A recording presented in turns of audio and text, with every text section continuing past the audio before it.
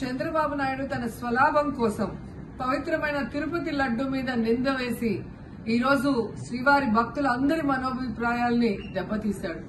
So మళ్లీ ఆ భక్తుల మనోభిప్రాయాల్ని పునరుద్దరించాలని, దానికి సుప్రీంకోర్టు కలుగజేసుకుని ఇది విచారించి నిజానిజాలు తెలపాలని మొదటి నుంచి మేము కోరుకుంటూనే ఉన్నాం. ఈ రోజు సుప్రీంకోర్టు ఈ కేసుని స్వీకరించడం జరిగింది.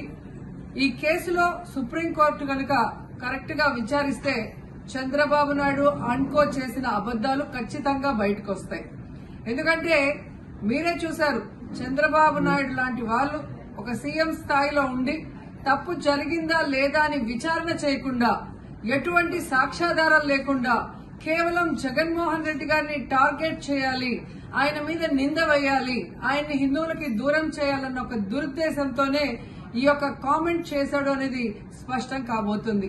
ఎందుకంటే ఈ రోజు సుప్రీంకోర్టు ఈ కేసు తీసుకునేంత వరకు, ఆ డేట్ అనౌన్స్ చేసేంత వరకు సిట్ వేయనే లేదు.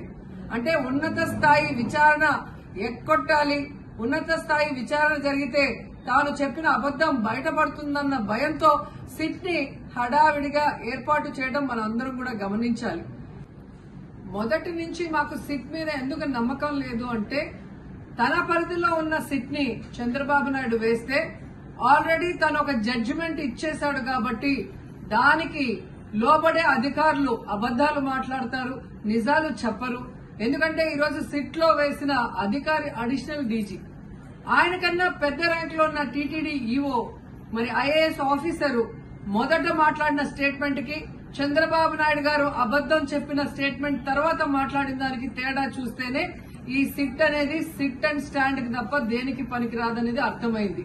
అందుకే మేము మొదటి నుంచి అడిగాము, సుప్రీంకోర్టులో విచారణ జరగాలి, సిబిఐకి డైరెక్షన్ ఇచ్చి విచారిస్తే ఖచ్చితంగా మత కల్లోలాలు సృష్టించాలనుకున్న చంద్రబాబు నాయుడు అన్కో అందరికీ కూడా బుద్ధి చెప్పే అవకాశం దొరుకుతుందని. సో ఈ రోజు విచారణ స్టార్ట్ అయింది. దీన్ని సిబిఐకి అప్పచెప్పి సిట్టింగ్ జడ్జి పర్యవేక్షణలో విచారణ జరిగితే ఖచ్చితంగా హిందువుల మనోభిప్రాయాల్ని గౌరవించిన వాళ్ళమవుతాం, పునరుద్దరించిన వాళ్ళమవుతాం.